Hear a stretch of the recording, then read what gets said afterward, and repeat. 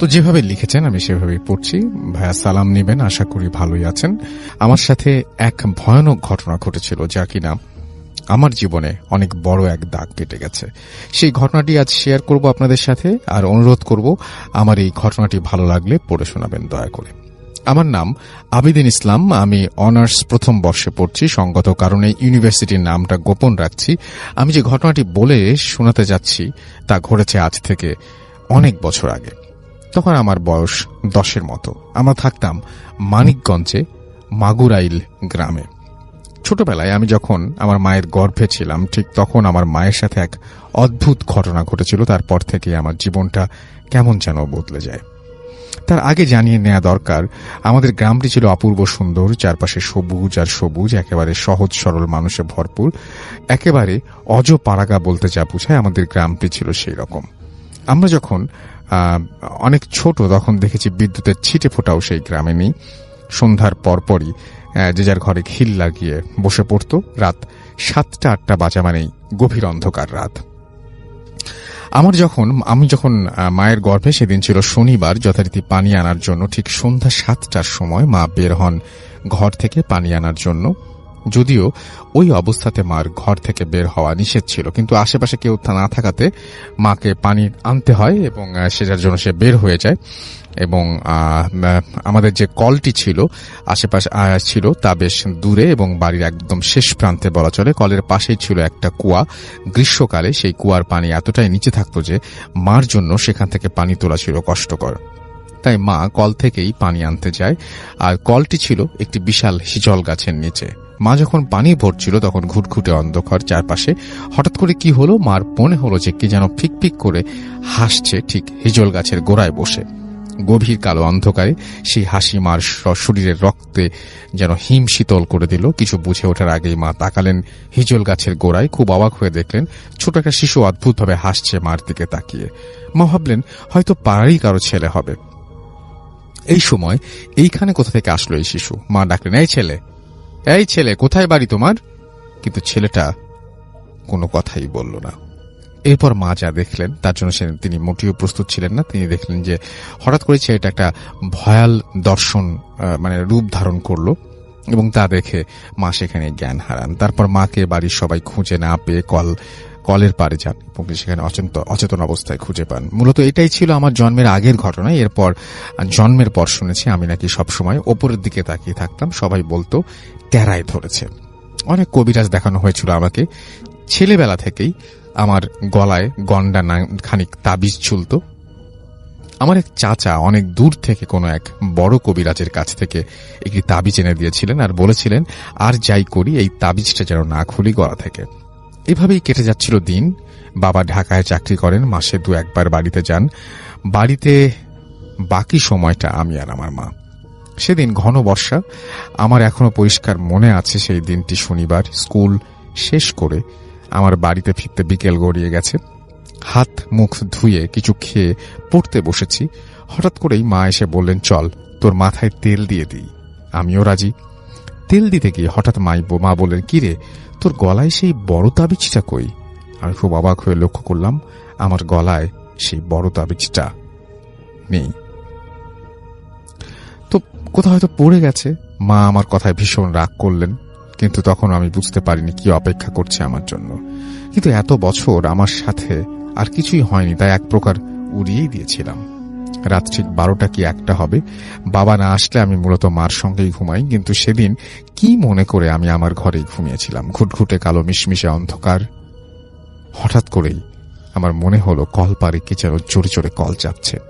আমি ভাবলাম এত রাতে কে কল চাপে, কিন্তু আওয়াজটা এত বেশি জোরে আসছিল যে আমার ঘুম ভেঙে গিয়েছিল। আমি ভাবলাম মা নয় তো। একবার ভাবলাম দেখি, মাকে ডাকি। আবার ভাবলাম না, হয়তো পাশের বাড়ির কেউ হবে।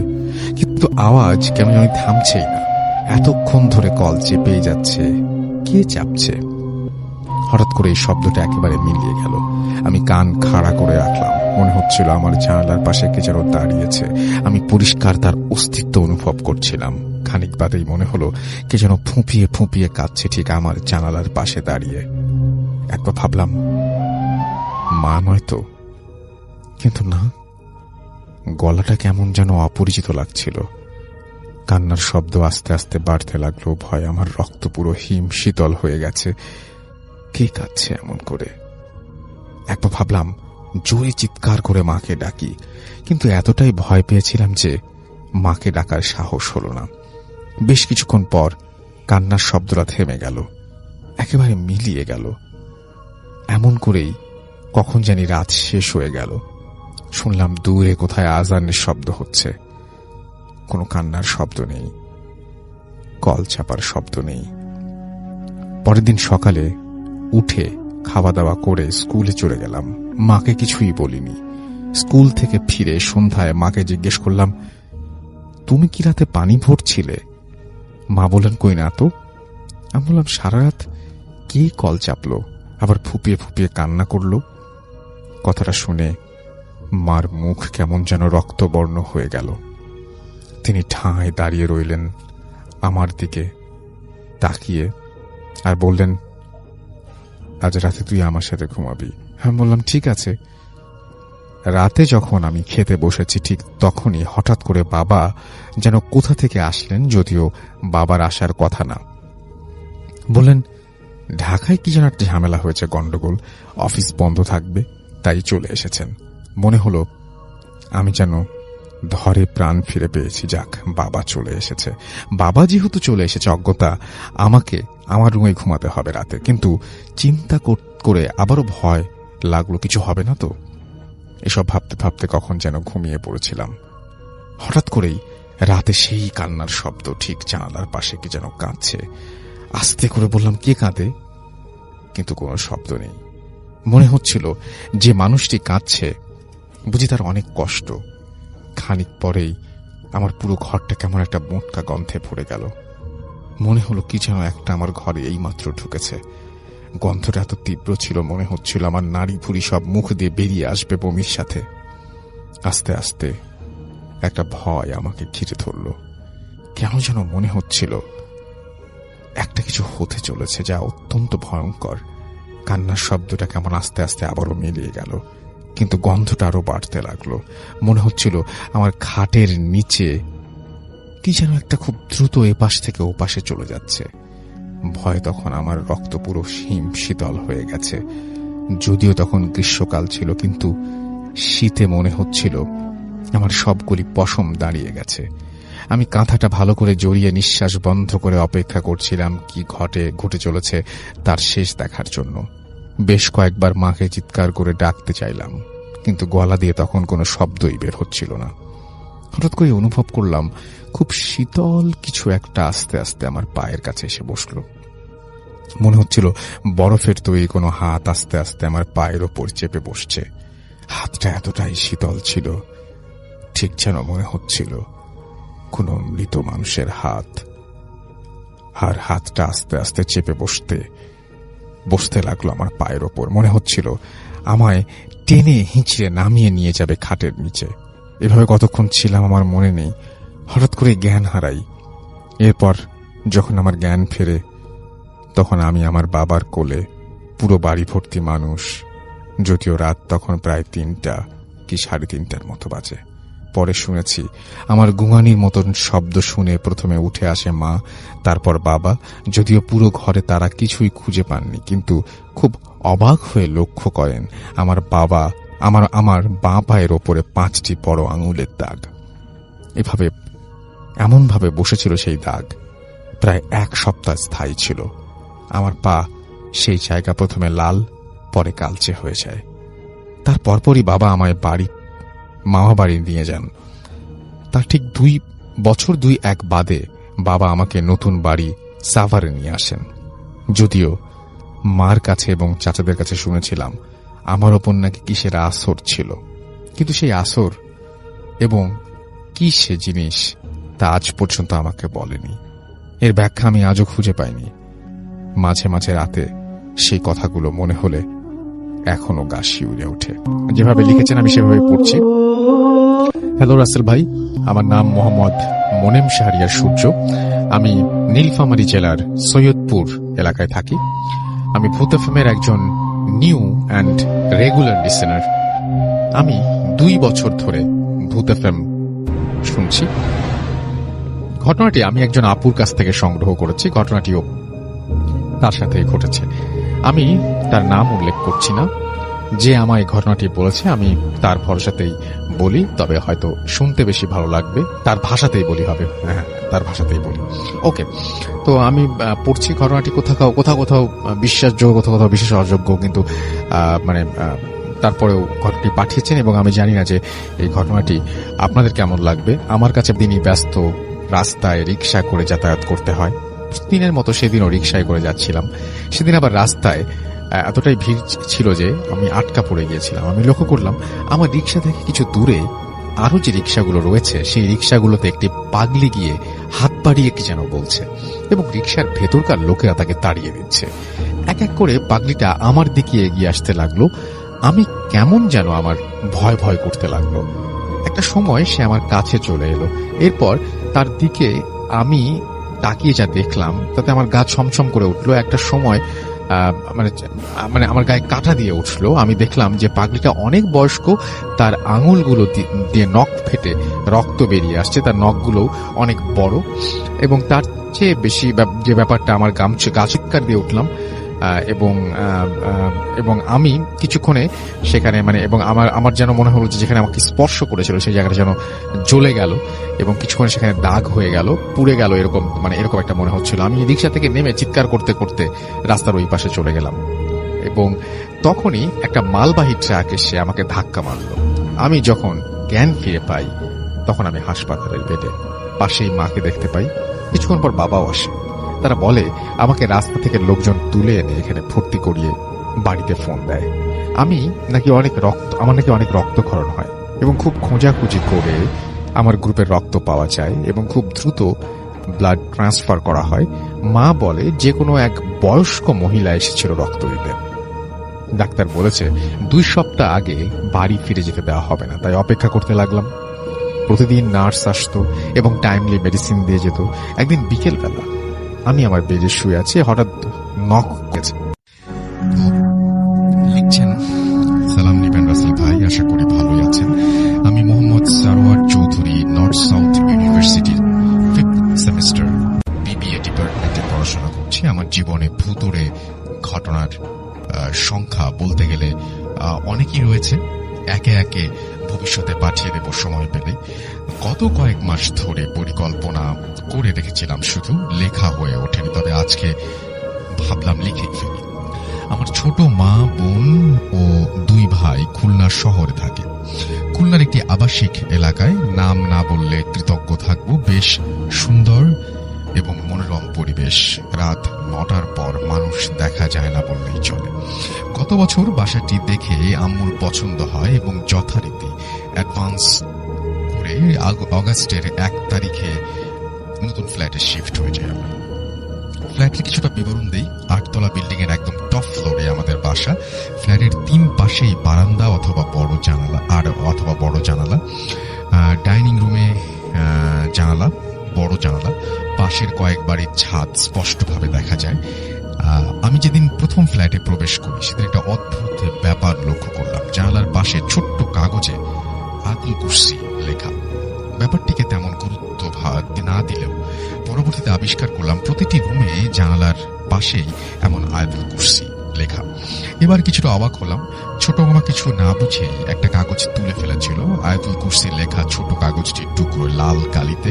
তো যাক, আমি ঢাকা চলে আসলাম বেশ কিছুদিন। আমাদের ঘুমের মাঝপথে আমাদের হঠাৎ করে কান্না, তিনি একজন মানুষের প্রস্তুতি কখনোই থাকতে পারে না। ছোট একটা বারান্দা, ঠিক বারান্দার মাঝখানে বসে কান্না করছে। মুহূর্তের মধ্যে লা ইলাহা ইল্লাল্লাহ মুহাম্মাদুর রাসূলুল্লাহ পড়তে পড়তে লাইট জ্বালাতে উঠলেন।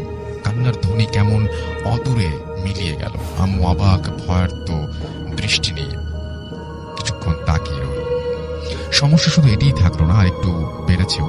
আম্মুর দরজা থেকে সোজা তাকালে আমাদের ডাইনিং রুম দেখা যায়। রাত তখন 9টা। আম্মু ছোট বোন বসে গল্প করছিল। পাশের রুমে ছোট 2 ভাই ছিল। ড্রয়িং ও ডাইনিং বেডরুমের মৃদু আলো পড়ছে। হঠাৎ আমার ছোট বোনের চোখ পড়ল ডাইনিং টেবিলের সামনে সাদা কাপড় পরা একজন মহিলা দাঁড়ানো। সেখানে অনেকটা পরিচিত মুখ। সে আস্তে করে আম্মুর দিকে তাকালো। আবার মাথা ঘুরিয়ে ডাইনিং এ তাকালো। অবিকল আম্মুর মতো দেখতে, কোনো পার্থক্য খুঁজে পাওয়া মুশকিল বোধ হয়। আবছা অন্ধকারে ডাইনিং টেবিলের সামনে দাঁড়িয়ে থাকা অবিকল আম্মুর মতো দেখতে জিনিসটা ড্রয়িং রুমের দিকে যেতে থাকলো। পাশের রুম থেকে আম্মুর ডাকে সাড়া দেওয়ার মতো করে আমার ছোট ভাই বলে উঠল, আসছে আম্মু। ছোট ভাইকে ড্রয়িং রুমের দিকে যেতে দেখেই বেশ খানিকটা বুঝে ফেললো কিছু খারাপ হতে যাচ্ছে। ছোট ভাইয়ের নাম ধরে ডাক দিতেই কারেন্ট চলে গেল ফ্ল্যাটের। আইপিএস থাকা সত্ত্বেও ঘুটঘুটে অন্ধকার পুরোটা ফ্ল্যাট। ছোট দুই ভাই ভয় পেয়ে, ছোট বোন উপায় না পেয়ে ফোনের ফ্ল্যাশ জ্বালিয়ে ওদের নিয়ে আসছিল। আম্মু জোরে জোরে কালেমা পড়তে লাগলো চিৎকার শুনে। এরকম বাজে ও আতঙ্কিত পরিবেশ সৃষ্টি হলো।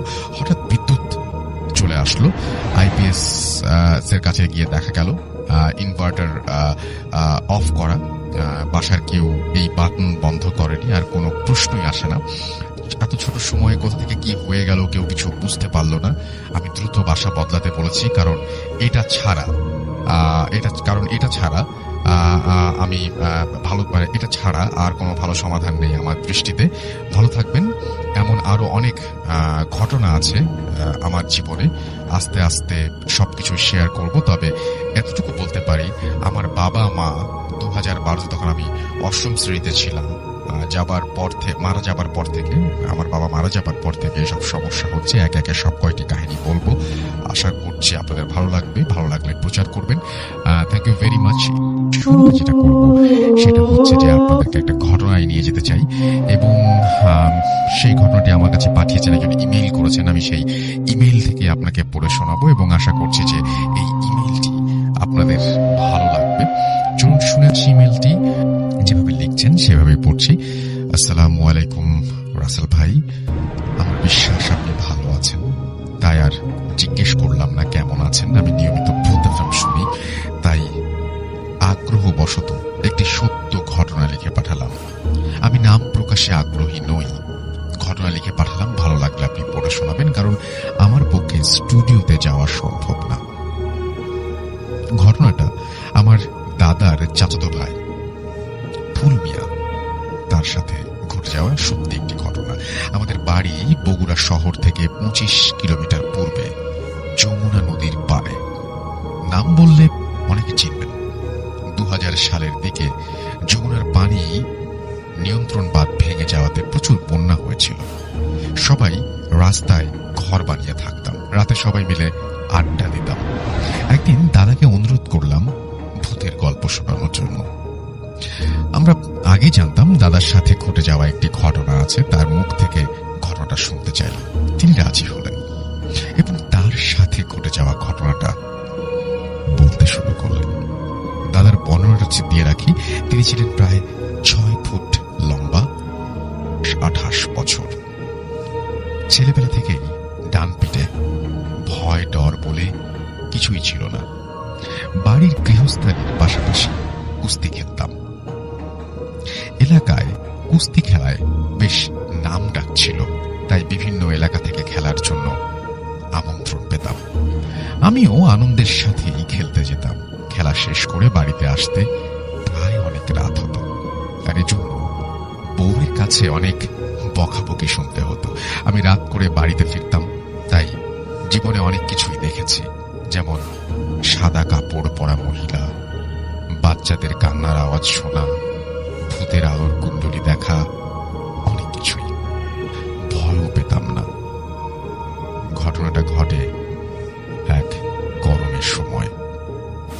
তখন মাঠে মাঠে ধান কাটা চলছিল। সেবার বেশি ধান লাগানো হয়নি, যেটুকু ছিল আগেই কাটা মারাই শেষ। সেবার শ্বশুর বাড়িতে অনেক ধান হয়েছে, তাই বউ আমাকে আমার 4-5 বছরের বাচ্চাকে নিয়েতে আগাছা নিড়ানির প্রয়োজন, তাই যায়নি। ধান কাটার সময় হওয়াতে কৃষক পাওয়া মুশকিল, সবাই ধান কাটতে ব্যস্ত। যা হোক, অনেক চেষ্টার পর একজনকে পেলাম, নাম আবুল মিয়া। আমরা বাজারের বট গাছের নিচে বসে সব আলাপ সেরে নিলাম। আমি আবুল মিয়াকে বললাম, খুব সকালে আমরা কাজ শুরু করব। টাকা? আমি এসেছি। ডাক শুনে বুঝতে বাকি রইল না এটা আবুল মিয়া।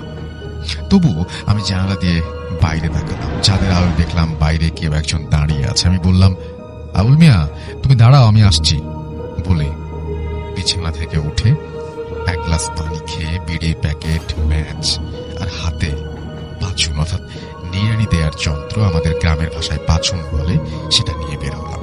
দেখলাম সবাই ঘুমাচ্ছে। ঘড়ি ছিল না বলে সময় কত তা জানতাম না। আর চাঁদের আলো এতটাই পরিষ্কার যে দিন না রাত বোঝা যাচ্ছিল না।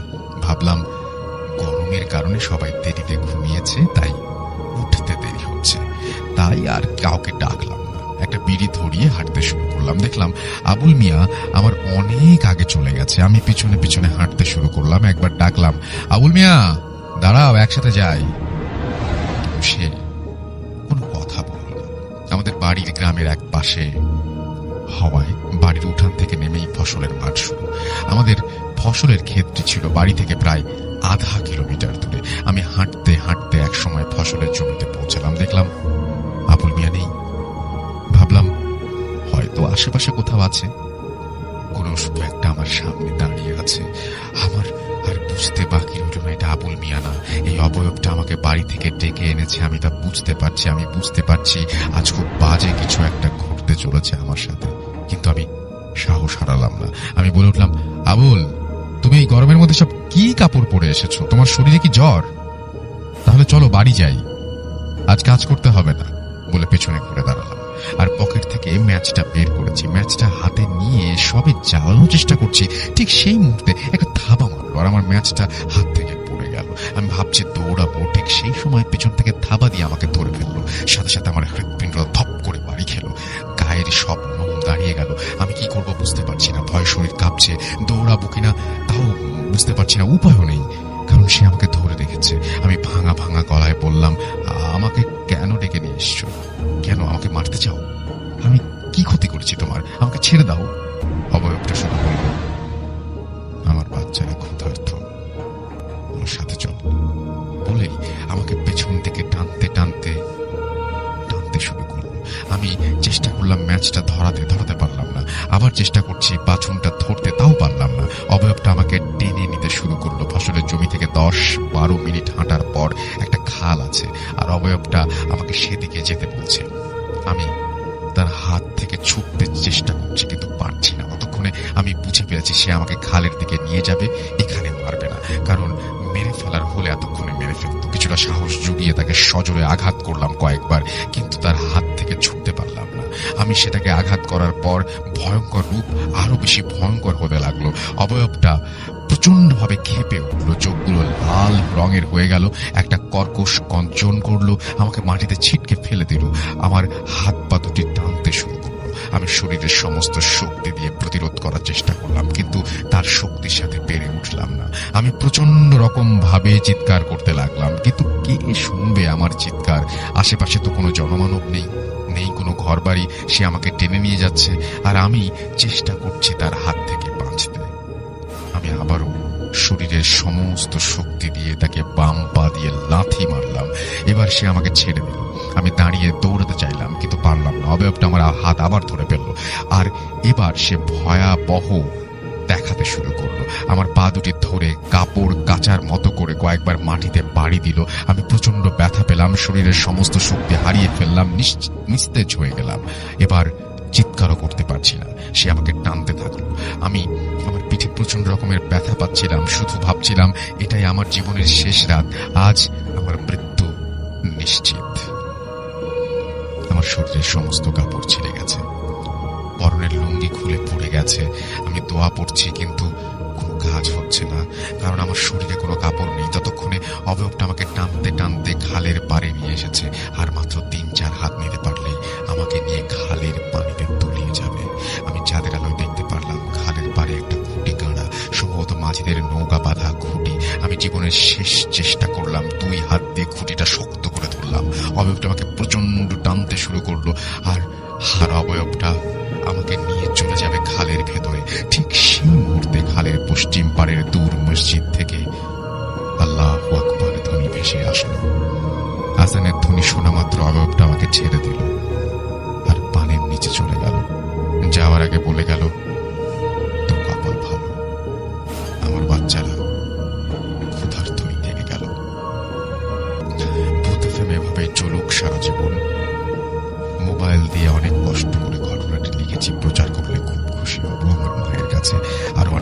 আছে, আপনি চাইলে লিখে পাঠাবো। যেহেতু এরপরে তিনি নাম ঠিকানা সবকিছু দিয়েছেন এবং তিনি তা প্রকাশ করতে চান না, আমি প্রকাশ করলাম না। তিনি নাম ঠিকানা, গ্রাম, থানা, জেলা এবং মোবাইল নাম্বার শেয়ার করেছেন। এরপরে থ্যাংক ইউ ভেরি মাচ। আপনার এই ঘটনাটা আসলে আমার কাছে পড়তে অনেক ভালো লেগেছে।